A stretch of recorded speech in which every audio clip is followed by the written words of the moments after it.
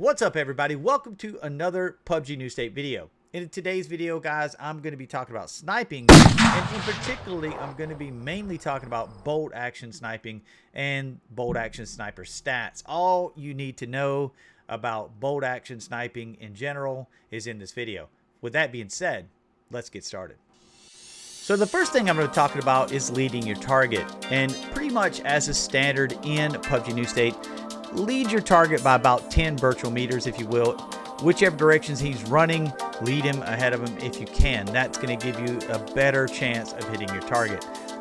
There's not a whole lot to say about that. You may have to adjust your lead based on distance. I haven't got down and broke that down into the range yet, but possibly for a future video, maybe if you guys are interested. So the next thing I want to talk to you guys about is render distance. This is probably the most important thing that I discovered making this video, was what is the render distance for PUBG New State. The render distance, or where people go out of render, is 398 meters. If they get 399 meters, they disappear. If they're 400 meters, obviously they disappear. Once they get to 398 meters, they're back in your scope again. So you've got till that before they're out of render distance, and you will not be able to snipe them. So the next thing I wanted to kind of prove or disprove was bullet drop. Is there in fact bullet drop? And we found out yes, they are. How bad is it? Well, during this test, we're at 398 meters. So that is the most bullet drop you're going to get within your render distance.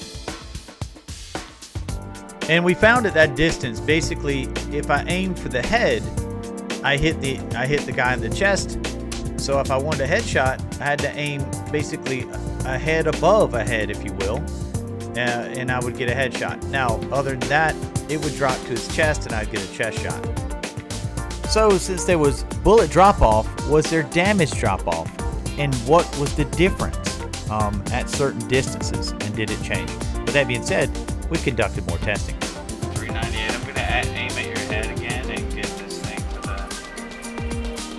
There we go. You tell me when you're ready.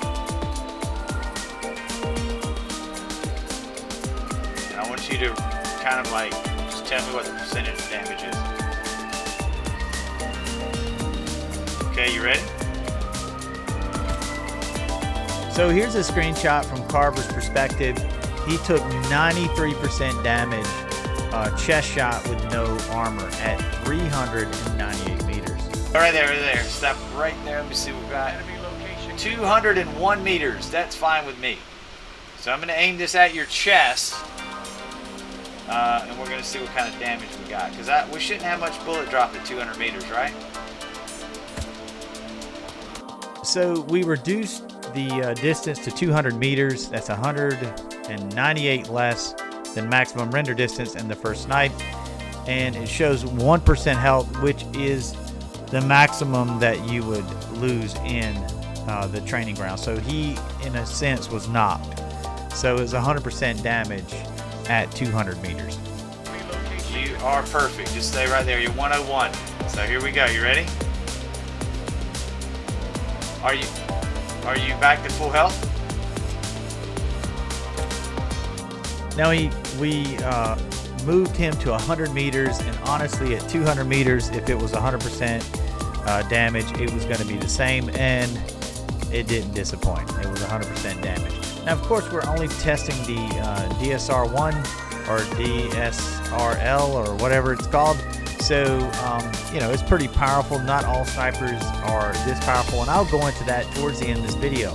We'll do a breakdown on how many shots it actually takes to knock at around, you know, pretty much 100 meters in. All right, that's 10 meters. All right, so it's good. So here's the test right here. You ready? Hey man, you got a nice set of hooters, bro. So nothing really changed with the damage from 200 meters to 10 meters. It's all the same. The only time you had a damage drop off was at maximum render, and we could have kept tinkering with it and found out exactly where, because we got 198 meters to play with there. But rather than do that and bore you to death, you just know there's a little bit of a damage drop off at maximum render. Yep. Stop right there. Don't move. Let me ping you one more time. So you are at 398 right now, and I'm going to put it on your head, and we're going to do a chest shot. You ready? So guys, we got a lot more testing to do, so we decided just to try a level 3 Dyneema vest, put him at 398 meters, which we know has a damage drop off and a bullet drop off. So we chest shotted him in this Dyneema vest, and it did 51 damage. So, you know, obviously that's a lot better. You don't nearly die like you do without a vest, but you know, you still take considerable damage from this bolt action sniper. With that being said, how much does it take to knock? That's our next segment. Let's get into it. So as you see here, I've got the Kar98, the DSR-1, the M24, and the M24 conversion all together in this because their stats are very similar. There's only really one difference in all these stats, and I'm going to go over that now.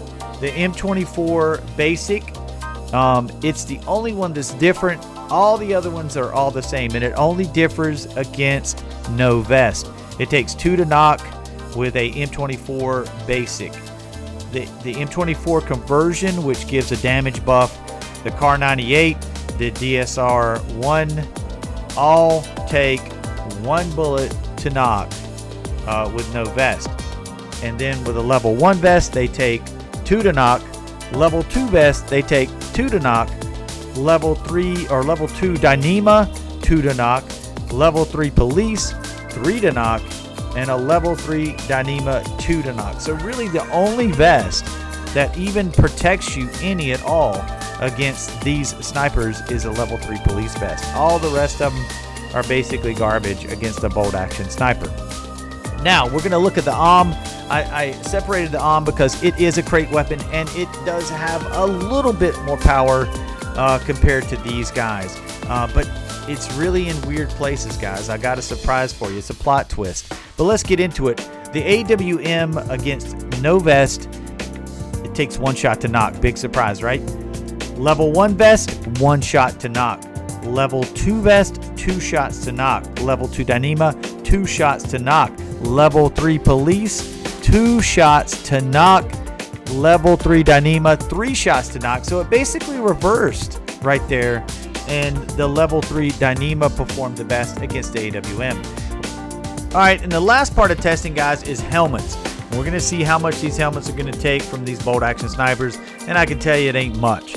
With that being said, let's get into the stats.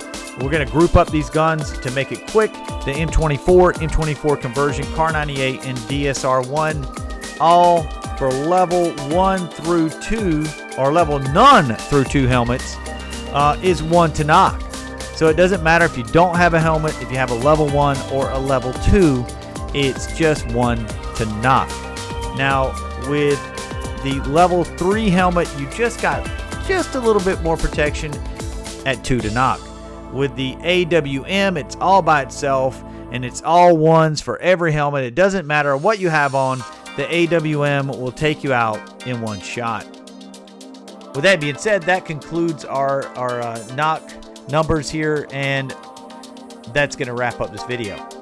All right, guys, if you found this video useful, please smash like down below.